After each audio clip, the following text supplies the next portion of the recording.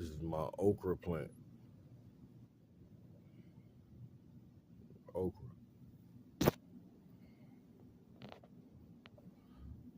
All right. This flower come from right here. I'm gonna harvest this one. Wait on that one. So what it do is like how the tomatoes have suckers and they got arms that come out. You know, the okra come out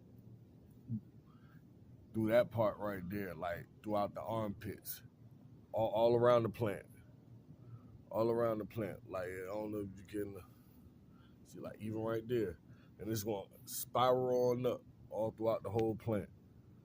But that's the cycle. You know, you plant the seed.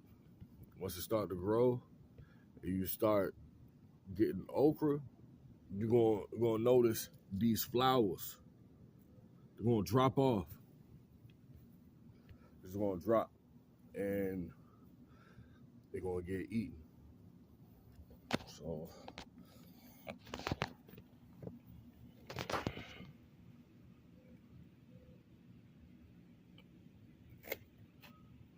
and just snap that off.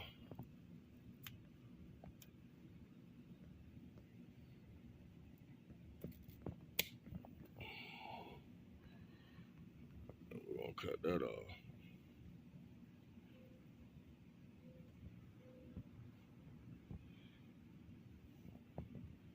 And it got a lot of ants on it, but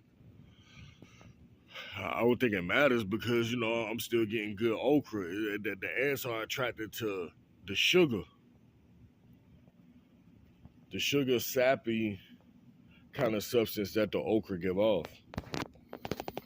You know, they ain't bothering the fruit. I mean, because as you can see, the fruit coming out from right there. That was just the flower.